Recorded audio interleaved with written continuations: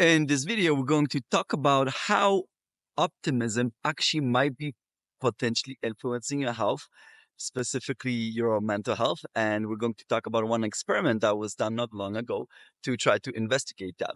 My name is Dr. Michael Orashik of Merogenomics. And recently, a paper came out that wanted to address this because how and why optimism actually leads to health benefits from a molecular point of view is not even known.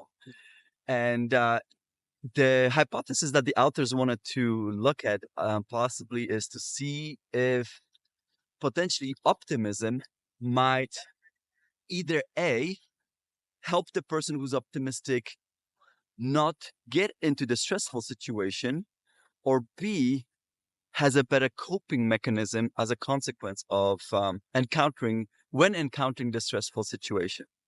So this experiment looked at optimism levels and how people reacted in older men, 230 some older men, and they were monitored for something like excess of 14 years. And basically, the take-home message of that study was that the optimistic persons were able, when encountering daily stressful situations, so we're talking about stuff like, imagine having an argument or doing a knowing daily chore that you don't want to be dealing with, then what the people who are optimistic, turns out that basically overall they have more positive mood and less negative mood when encountering daily stressful situations. But it turned out that no, it was not their ability to better deal with stressful situation or recover from it better. They actually reacted to daily stressors in the same way as less optimistic people, and they had similar emotional reactions. Where optimistic older men excelled was the ability of actually not getting into the stressful situations in the first place. They were able to basically have the narrative that allowed them not to encounter the situation as stressful in the first place. So that was the interesting discovery of that analysis. But of course, that does not address at all how this could be happening from a molecular level. So what is it about optimism that which exists in your head, in your brain, to give you beneficial health effects from including the immune system? And actually, the answer to this is not known as far as I understand. But recently, in one of the COVID Q&A sessions that I participated, that I ran, I had a question that was asked, which was, can you regenerate your T cells? So we've addressed the topic of T cells exhaustion in people, and that T cells can also, for example, be destroyed by the virus. Can you actually regenerate T cells? So I tried to look up information, and as far as I know, no, I did not find anything. But there was one author and one paper that I was able to come across that proposed very interesting mechanism that actually, to me, was interesting because it links potentially how your brain might be affecting your immune system. And specifically, these authors were talking about how the immune system is actually regulated by your brain, in that the immune cells are actually responsive to same neurotransmitters or neuropeptides that your nerve cells produce and use to communicate amongst themselves, to also directly communicate with the immune cells as well. So immune cells, such as T cells specifically, they have receptors. When we're talking about neurotransmitters, we're talking about dopamine, serotonin, acetylcholine, adrenaline, all of these special compounds we've heard of that neuronal cells can use. Apparently, immune cells have receptors for them as well, and they can respond to it. Not only that, T cells can also produce their own versions of neurotransmitters and talk back to brain or neuronal cells as well.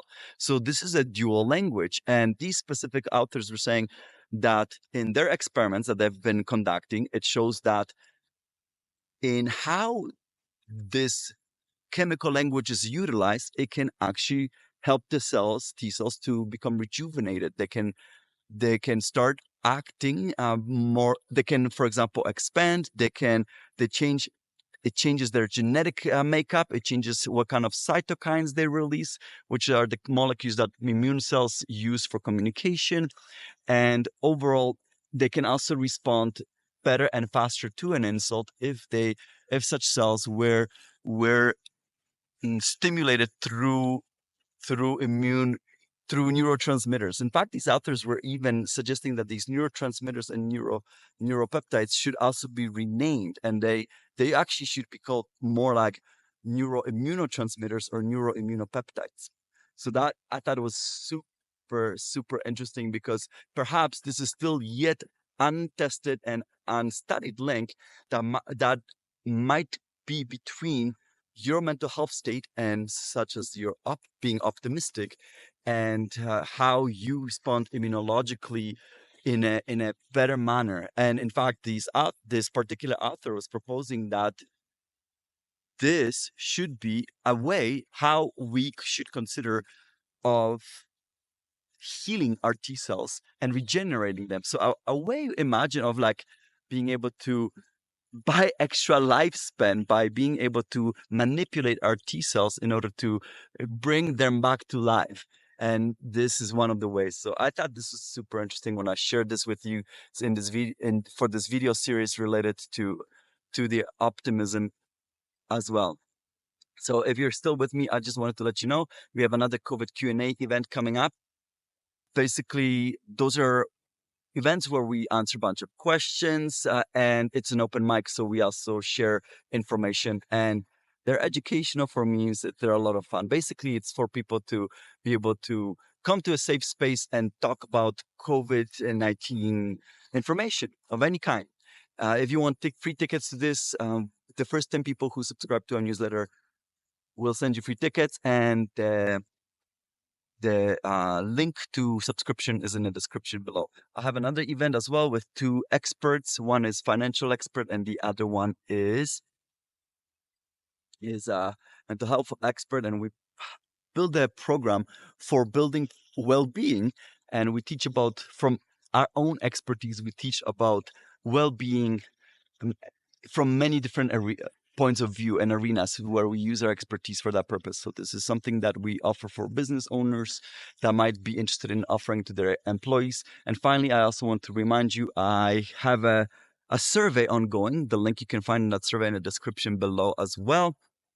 And in that survey, basically, I'm looking forward to find out people's interest in an epigenetic testing. This is a specific type of test that allows you to monitor how your genetic information is chemically altered, so that you can determine how you age biologically, which is different from your chronological age, which is a biological marker of your health status.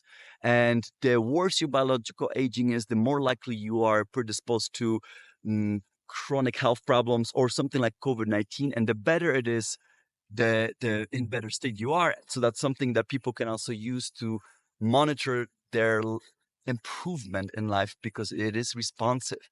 And that's at least what the scientific information is indicating. So please check it out if that's of interest to you. And if you like this type of information, please subscribe to the channel, give us a like, share the video, leave a comment, and we look forward to seeing you guys in the next video. Bye, everyone.